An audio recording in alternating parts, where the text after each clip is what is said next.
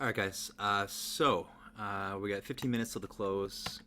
SYNC actually did end up putting in some higher lows. You can see just continually putting that pressure on the shorts until they finally busted through that 350 area and creating a really nice squeeze. So I do think that tomorrow is going to present a really good opportunity again for some good trading. A day like today where we have, a stock like SYNC, I think that I saw, and, I'm guilty of this sometimes too, but maybe a little bit of over trading. I know a lot of people were green on the day, nicely green on the day after we made that short trade in there, and then it's easy to just get grinded out, and then next thing you know, you've given back a ton of money in commissions, and it can get kind of ugly when that happens. So let's go right from the start of the day and just kind of review what happened on the stock, how we read it, what we did well, what we do better next time, all the usual stuff. So starting with first thing, pre-market. One thing that I do is when a stock is like doing volume and momentum, doing a gap and everything the way that it has today, where there's lots of action pre-market and lots of volume, I'll watch the tape really, really closely. So I want to see where people are buying, where size is really getting soaked up. A lot of the time, I've been kind of experimenting more and more with this, but for the last year, I've been really paying attention to areas where, they tend to trap shorts and create a squeeze. And so one of the first things that was mentioned this morning on the stream was that, hey, they broke the 50 EMA and it's looking weak, but there was a ton, and I mean a lot, of shares getting soaked up down here. So all these sellers, all these short sellers were hitting the bid between 30 and 20, basically between 25 to 30, and they just kept absorbing it, and more size would come in on the bid, and they would just keep hitting the bid, and it was just absorbing all the size. So that was the first clue to me that they might be trapping some shorts for a nice squeeze after the open. For this one, I took just a small long, anticipating it because it was still pre-market, and I think I was just in for like 400 shares, and I was planning to add after the open, but like JB said, they kind of squeezed just before the open, 2 minutes before the open, and kind of ruined the whole idea. But still managed to get a little piece of it, and can't really complain about that. It was a good read, and so if you guys want to do that for yourself, what you'll need to do is just be watching pre-market, and if there's an area that you can risk from, in this case, the whole idea for me was 325 is a perfect area to risk from. It's showing support. It showed support back here, okay, before it tested again, and you could just see a lot of good, a lot of buyers in this area. So despite all the short selling and selling that was going on in there, there was a lot of buyers. So it gave me the idea that, hey, you know what? If I grab a few long here, it's very low risk, and the reward is high if it squeezes. So just a standard risk reward play with a good stop point and a good overall feel and idea to start the day. Next, it squeezed out off the open, and then from what I remember, yeah, we kind of missed, or I kind of missed the lower high here. I was watching, but for whatever reason, I thought it was, it's kind of funny, but I kind of thought it'd be too easy for a short to show up there. I thought they'd have to squeeze it one more time, so I was still thinking long in this area. And I made a few scalps, but nothing major. And then this peak here, this was a really interesting one where it tested VWAP and then failed. That would have made a very, very nice short entry. However, I didn't get it there. But on the 50 EMA break, it was much more confirmed. And then there was this giant washout. And I think the first really good short was right there. It was right there. Totally against the grain on that one, so to speak. I think we were looking at a 5-minute chart, and it was actually right here. I took a short at 42, which was almost just 3 cents off the top, or 2 cents off the top there.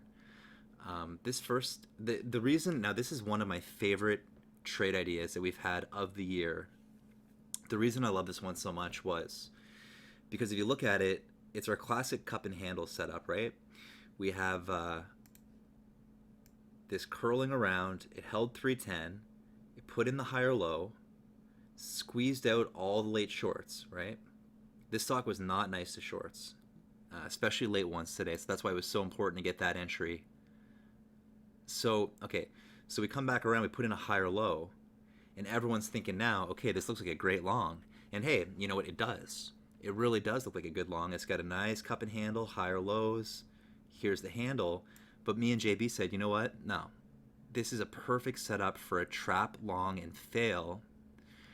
What we were thinking was a lot of people were probably going to get long there, and it would create a really good opportunity that if it does fail in the VWAP, it's going to wash out massively. And this was this was the super trade today. This was the big one. Really nice trade. Short at 42. I made some ads. Took it right down. I think my lowest cover was 307, I think. Incredible just foresight and opportunity and trade there. And the commentary during that time was maybe some of the best, just spot on. Maybe some of the best we've had so far. Now, this is where things get tricky. A lot of people, again, are going to be thinking, okay, well, short the lower highs, short the 9 EMA, and then it's squeezed again. And all day today, I was looking for opportunities to get in against the herd after the squeeze into the panic, and a lot of the times it worked. This is where things got really tricky. I got in at 25-ish right here, and the plan was tight risk off 26 or 27. Okay. I love the idea. What we were looking at on a 1 minute. Let's go to a 1 minute chart really quick, so we'll show you again exactly what was being looked at there. That was at just after 2 o'clock.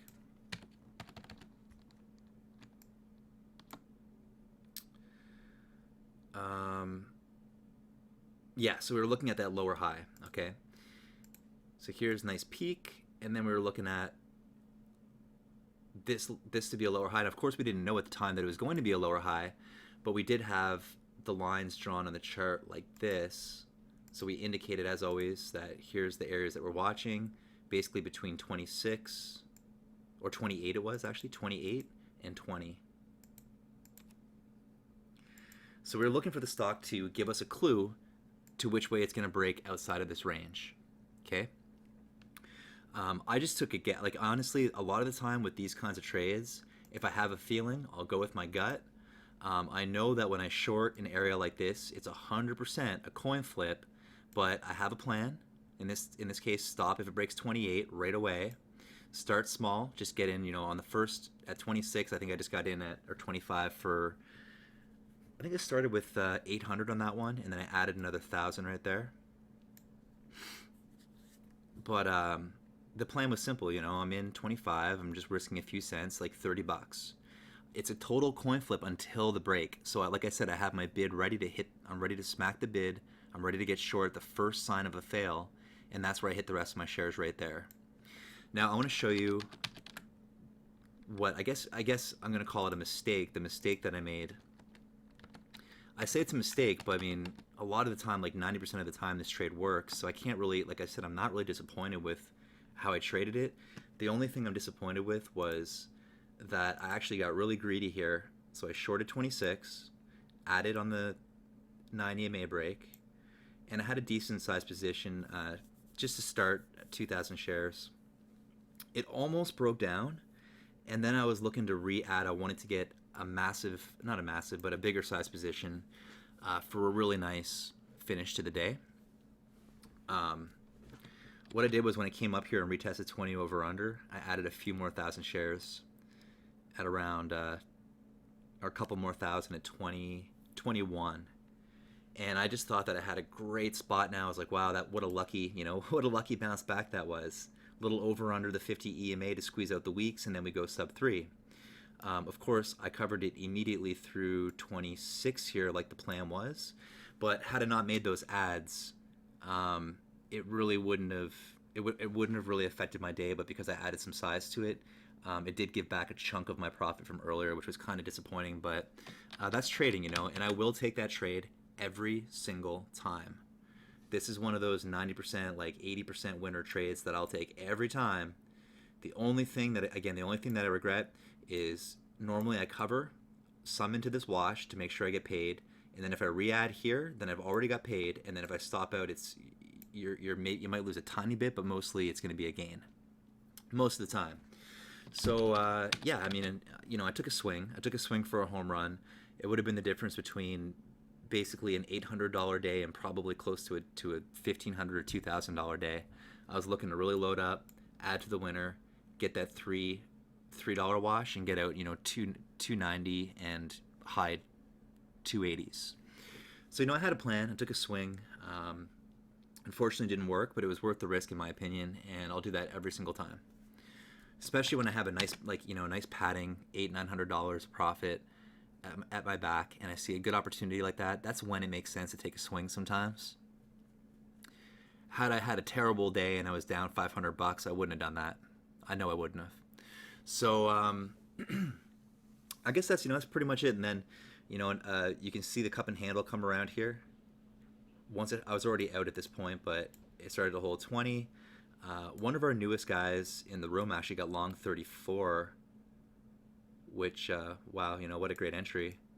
And then it held higher lows again, and this consolidation right here, this was really a clue. It really was. Nice consolidation, well above VWAP. There's no reason why I shouldn't have got long there. I did get a little bit biased today. I wasn't shorting, but I refused to get long. And there was a clear sign there, the consolidation going on in a day where the shorts are going to have to cover. Obviously, it's easy to say in hindsight, but at the time, I was still looking for a short opportunity, even though I knew, I really, to criticize myself as much as possible here, and I think that we made some great calls today. I think that's some of the best commentary ever. I know a lot of people made money on the short side. I hope most of you guys held on to your money today and didn't get caught, but this right here, this is a long signal. JB said it. I agreed with him. I even said I agree with you, but I couldn't bring myself to take it. What an opportunity for long, would have been a great finish to the day. But yeah, one thing to watch out for, in this case, we got above VWAP, right? We are now holding 45 over under above the VWAP. We're going on to, it was going on to 330 territory where, anyone at short trader that's using 6-to-1 margin is going to get called out and they're going to have to cover their shares. And that's probably what it was. It was probably part of this move was probably the risk department. Look, just after 330, covering a bunch of people's positions. So yeah, I mean, overall it was a good day. I think we had some fantastic commentary, some really good teamwork in the room. But I'm a little disappointed. I really wanted that photo finish for the close. But either way, the risk was managed properly. The trade was done properly. I'm not disappointed. It was my choice to take the risk. And like I said, 90% of the time, that trade's going to work perfect. The only regret I have is being greedy. Greed is not really something that I try to condone. As you know, I almost always cover into washes, make sure I get paid, and then maybe add on a pop. But this time I got really greedy. 2,000 shares here, 2,000 more here. I was looking to get big on this one, maybe even add more on the way back down, but it just didn't work out. So either way, though, I minimized. I took $200 off. I took around 200 off $800 or $900 morning. So it was kind of a, like I said, I think it was worth the risk, but could have easily been avoided by just not making that ad until there was confirmed downside. So if there's one thing to learn from me today in terms of what I did well and what I did bad, be careful with the greed. That can sting you. But overall, I heard a lot of good feedback today from you guys. A lot of good trades were made. Just be careful that you're not over trading this thing. I think I made too many trades on it. A lot of good ones, but in here I was getting kind of antsy to really hit a big trade into the close, and really, especially if you're trading, like if you're using a $5 per ticket commission sort of broker or what have you, then you should really just be looking for, like, at the most 4 or 5 trades, well calculated. You're not going to be like, if you're running like 50, 100 tickets, that's really going to cost you. So you really have to be extra careful, and you're just waiting for those perfect opportunities, whether it's getting that morning short squeeze, getting the lower high, or that, you know, like I said, the cup and handle fake breakout fail. But you're only looking for those super high potential low risk trades, and you kind of gotta have the confidence to go with them, you know, because you can't really be scaling in and scaling out too much. You kind of just got to go, okay, well, I'm taking it here. Give yourself a stop, give yourself a target, and just go for it.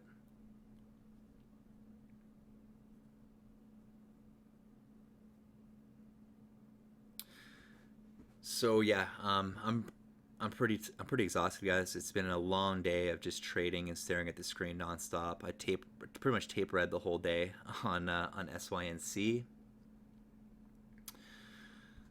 Someone is asking me about the VWAP. There's no number for the VWAP. It's just VWAP. It doesn't have a number. But the VWAP is actually shown on the DAS Pro platform right there as well. Yeah, so another thing about the VWAP is I didn't really mention the VWAP in the moving averages video, because I kind of think it's a separate thing. The only way that I really use the VWAP is like today. If it's a kind of a low float big runner, I kind of pay attention to it if it's reacting to it. But if there's nothing really significant happening or reaction to it, I just kind of leave it alone.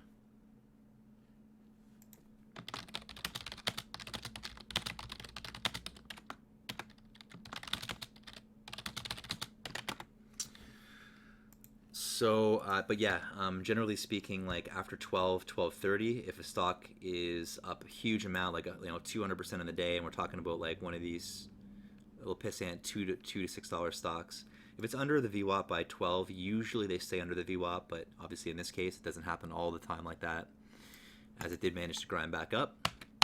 But either way, guys, I think we're going to have a lot of good opportunities on this tomorrow. And you remember earlier I also mentioned, before the squeeze, I also mentioned how the hourly chart was starting to pull a cup and handle. It gave me every reason to go long, and I think JB missed. I don't know if JB got it or not, but